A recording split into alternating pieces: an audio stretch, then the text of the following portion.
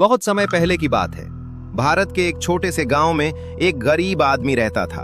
उसका नाम था रामू।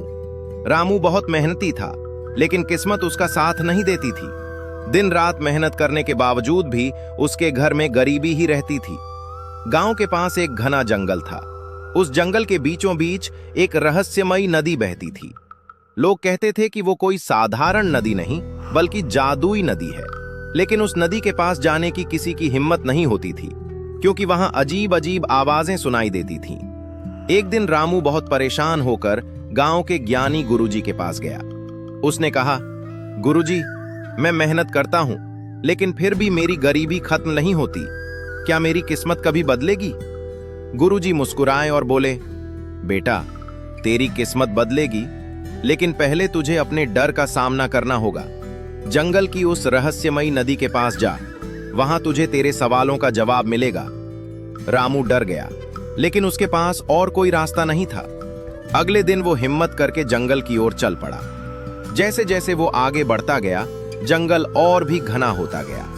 पक्षियों की अजीब आवाजें, पेड़ों की सरसराहट, उसका दिल जोर जोर से धड़कने लगा।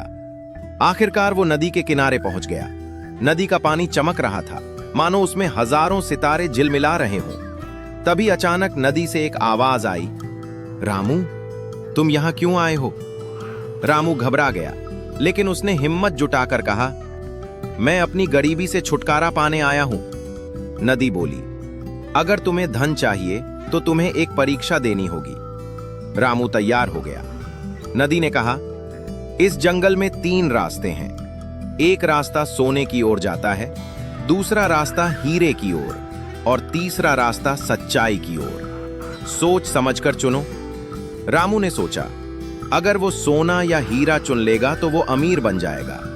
लेकिन तभी उसे गुरुजी की बात याद आई, सच्चाई का रास्ता कभी गलत नहीं होता।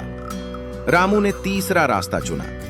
जैसे ही उसने सच्चाई का रास्ता चुना, उसके सामने एक छोटा सा खेत आ गया। वहां कोई खजाना नहीं था, सिर्फ जमीन थी। नदी की आवाज फिर आई, यही तुम्हारा खजाना है। मेहनत और सच्चाई से इस जमीन पर काम करो।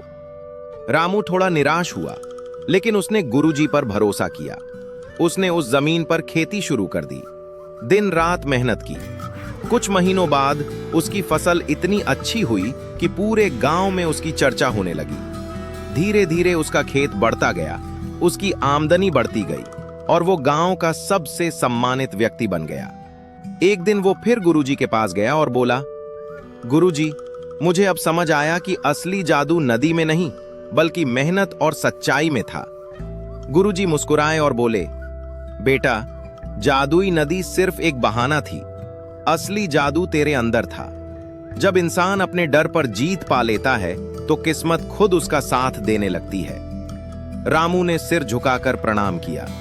उस दिन के बाद गांव के लोग समझ गए कि अमीरी का रास्ता शॉर्टकट से नहीं, बल्कि मेहनत, सच्चाई और धैर्य से होकर गुजरता है। और उस रहस्यमयी नदी की कहानी आज भी गांव में सुनाई जाती है, ताकि हर गरीब इंसान ये समझ सके कि असली जादू उसके अपने विश्वास में छुपा है।